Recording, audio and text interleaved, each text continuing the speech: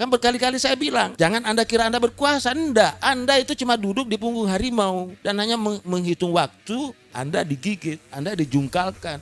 Dalam dunia teori tidak ada, dalam prakteknya ada, tetapi aneh. Ya jadi dia bilang koalisi itu bukan koalisi, itu adalah persekongkolan jahat, itu adalah kumpul kebo dalam ilmu saya. Ya kalau ilmu lain Pak silakan saja. Tapi dalam ilmu politik itu persekongkolan jahat. Koalisi itu adanya di akhir pemilu, bukan di awal. Ketika rakyat bergolak, rakyat memahami dirinya bahwa saya memegang kedaulatan bukan Tuhan. Satu hari lebih dari kekuasaan rakyat bisa mengusir siapapun, termasuk presiden. Dia bisa diusir oleh rakyat dari istana satu hari pun.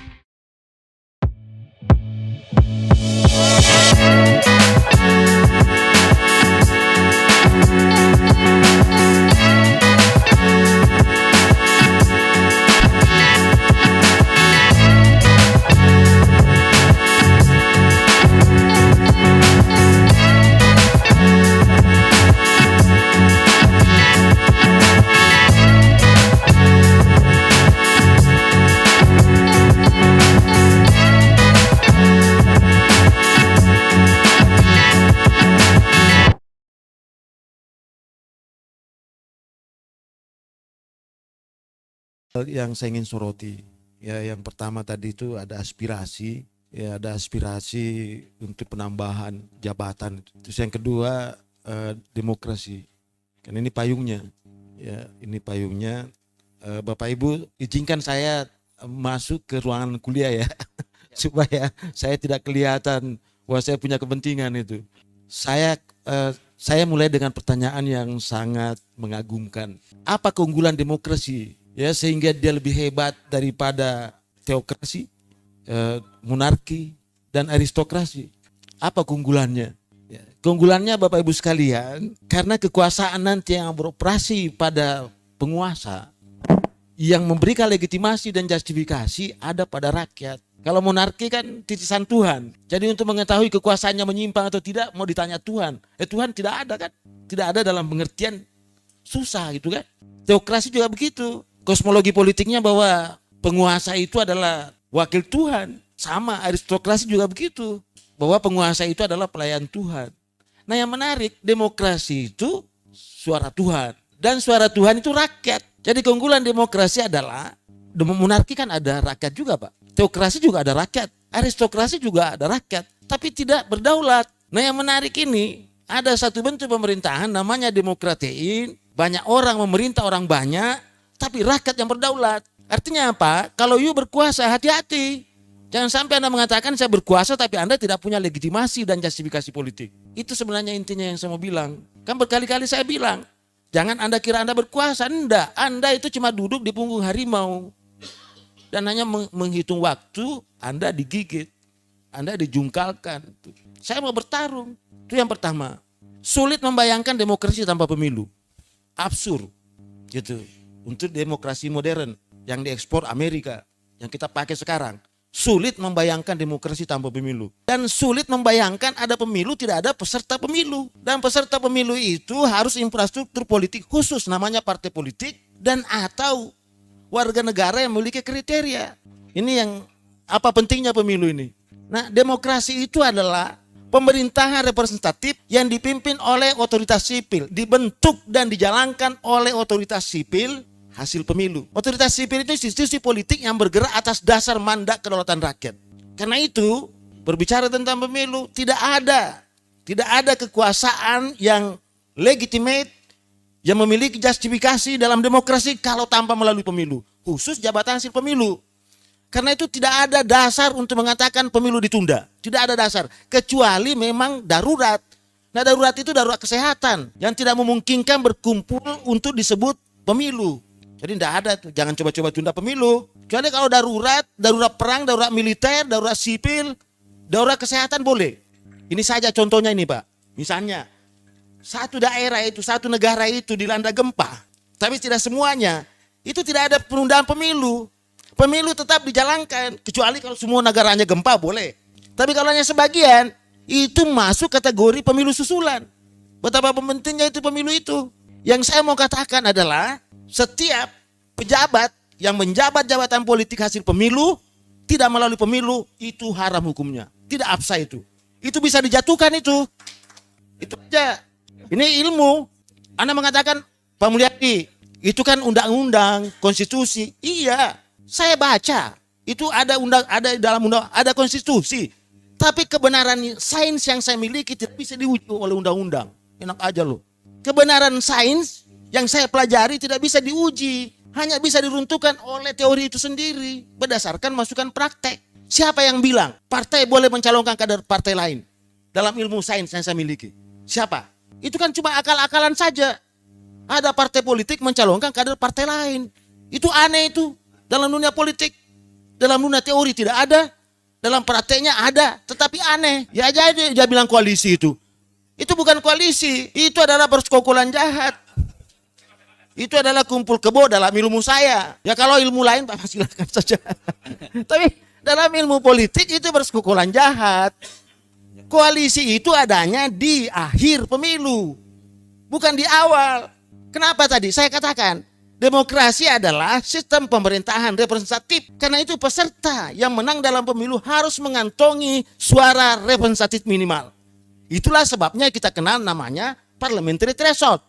Itulah kita kenal namanya presidential threshold. Untuk apa? Untuk mengatakan bahwa yang memimpin kita representatif. Gitu. Tapi bagaimana dengan partai politik yang menggunakan PT itu tadi? Itu penyalahgunaan Pak. Menyelewengkan fungsi. Itu kacau lagi kan. Masa PT mau dinolkan? Jangan dinolkan. Presiden yang diluruskan fungsinya. Partai politik jangan menggunakan PT-PT segala itu untuk pencalonan. Titik, enggak usah diakal-akali lagi. Karena memang yang usul, yang calonkan itu partai peserta pemilu itu partai politik dan atau independen. Jadi dibuka juga itu. Jadi itu yang saya mau katakan Pak, bahwa ada jabatan politik, kemudian ada PJS-nya, PLH-nya, itu haram hukumnya itu, tidak absah itu. Apalagi kalau presiden nih, presiden misalnya tanggal 27 dilantik, ya dia harus berhenti juga tanggal 27 selama 5 tahun itu. Lebih sedikit, rakyat bisa menurunkan dia, mengusir dari istana itu. Tidak ada alasan tadi ditunda, diperpanjang. Ya kalau mau perpanjang itu kan macam-macam akalnya tadi itu politik itu kan, politik itu taktik, cara itu. Bisa baik, bisa kotor itu. Tapi kalau politik sebagai upaya mewujudkan kebaikan umum berdasarkan kehendak umum. Ya kalau sudah selesai kekuasaannya ngapain mau ditambah-tambah? Anda tidak punya legitimasi, justifikasi itu. Ya, inilah bedanya pemilu dengan pemilihan. Jangan disamakan semua. Ini yang sering saya bilang tadi. Saya kaget kok melihat ada bupati, gubernur, ya wali kota yang dipemilukan. Kemudian tiba-tiba di PLT. Mana justifikasi Anda? Di mana legitimasi Anda? Oh katanya itu bukan pemilu Pak. Nah, masuk kacau lagi kan. Dia tidak bisa bedakan pemilihan umum dengan pemilu. Pemilihan dengan pemilihan umum. Pemilihan umum itu paling tidak 5 kriterianya. 5 kriterianya. Pertama itu, ini pemilu ini Pak. Pemilu itu dasarnya adalah untuk memperoleh mandat kedaulatan rakyat. Kita memperoleh legitimasi. Jadi pemilu itu bukan pemilih bilik suara.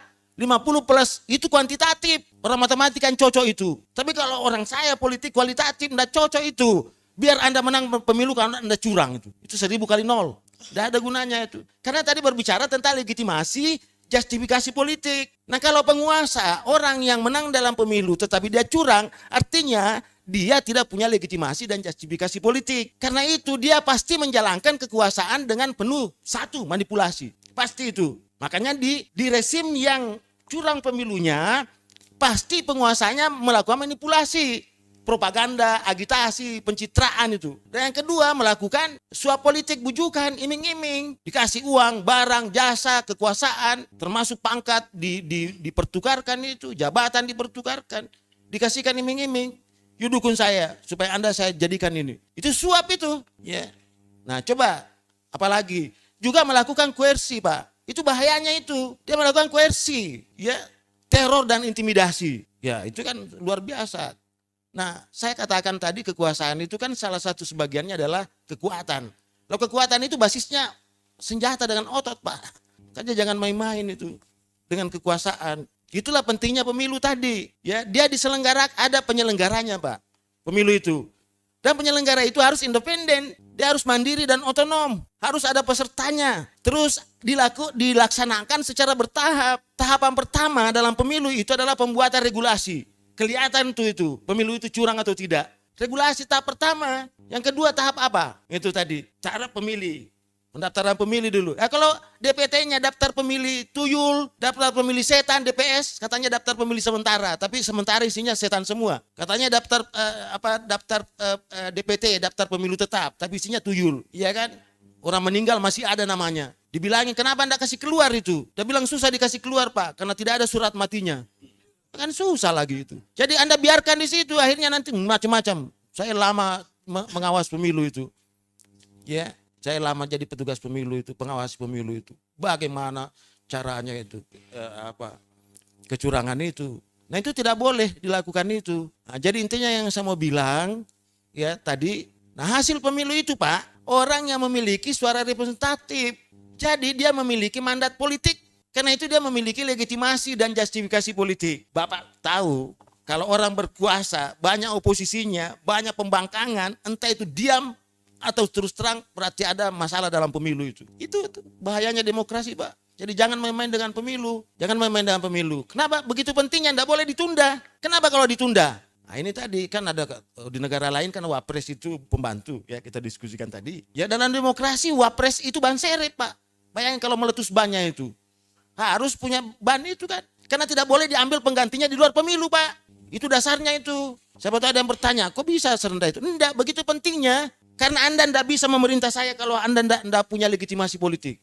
Nah gimana?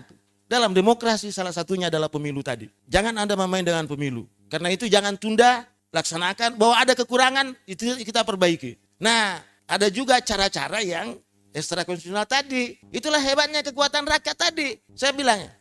Demokrasi pertama terbentuk bukan karena rakyat pintar memilih pemimpinnya. Selalu saya ingatkan kepada mahasiswa. Sejarah pertama demokrasi lahir bukan karena rakyat pintar memilih pemimpinnya. Justru demokrasi lahir karena rakyat marah sama penguasanya. Despotis itu. Itulah people power yang pertama itu. Jadi bukan Tuhan yang turunkan, dia penguasa itu. Rakyat sendiri yang turun itu. Dan itu sejarah konstitusi. Makna orisinilnya konstitusi itu adalah hak rakyat untuk memenggal kepala raja. Baru sekarang kita perbaiki itu pengertiannya. Konstitusi adalah kesepakatan itu, kontrak politik itu. Baru itu, Pak. Itu bahayanya demokrasi itu. Ya, karena jangan sampai yang bermain adalah ekstra konstitusional tadi. Saya kira itu, Pak. Jadi intinya adalah tidak ada dasar untuk menunda pemilu, tidak ada dasar untuk menambah jabatan politik itu tadi tanpa pemilu, tidak ada itu. Karena itu saya katakan semua jabatan politik yang diganti, entah itu gubernur, entah itu bupati, entah itu tidak absah itu secara politik. Tapi kalau dia mengatakan itu kan hukum, Pak, iya kamu yang bilang. Tapi sebagai orang politik saya tidak percaya itu. Ya, Anda tidak punya justifikasi dan legitimasi itu. Artinya Anda bermain-main dengan kekuasaan itu. Karena mungkin Anda kuat saja. Tapi Anda wewenang, ya pengaruh mungkin Anda miliki. Tapi justifikasi sama sekali tidak ada itu. Ya itu. Yang kedua, ya ingat. Ketika rakyat bergolak, rakyat memahami dirinya bahwa saya memegang kedaulatan bukan Tuhan. Satu hari lebih dari kekuasaan rakyat bisa mengusir siapapun, termasuk presiden. Dia bisa diusir oleh rakyat dari istana satu hari pun. Apalagi kalau 3 tahun, Pak. Jangan coba-coba bermain-main. Ya, saya bilang tadi 1 hari saja, 1 menit saja. Kalau rakyat itu sudah memahami dirinya itu, ya. Selama ini kan kita bicara rakyat saja, tapi bukan kedaulatannya kan. Padahal yang bicarakan yang penting di dalam rakyat demokrasi itulah rakyat berdaulat. Dan salah satu bentuk rakyat itu berdaulat ketika dia mampu memenggal kepala raja. Dan atau ketika rakyat itu bisa menurunkan paksa penguasanya yang tidak beres. Terakhir, ada dua jenis kekuasaan, Pak. Ada power over, ada power proper. Ini power over yang tidak disukai. Dan ini pula lain maki banyak politisi, banyak pejabat. Kenapa? Cirinya tadi menindas, anti kritik, status quo, dan korup. Semuanya enak kan? Tidak mau diawasi, itu tidak mau dikontrol. Itu tadi. Makanya salah satu itu produk rezim itu, kalau mau lihat bobrok adalah banyaknya aturan-aturan yang mencoba membatasi pelaksanaan hak politik rakyat tadi. Hak berbicara berpendapat, hak berkumpul berserikat, hak memerintah diri sendiri, itu dalam rangka apa? Untuk meningkatkan kualitas demokrasi. Artinya rakyat ingin memperbaiki dirinya. Sebaliknya itu berarti rakyat ada pihak yang ingin merusak rakyat itu sendiri. Yang tidak lain adalah penguasa yang menambah kekuasaannya tanpa pemilu. Terima kasih, Pak Moderator. Assalamualaikum warahmatullahi wabarakatuh.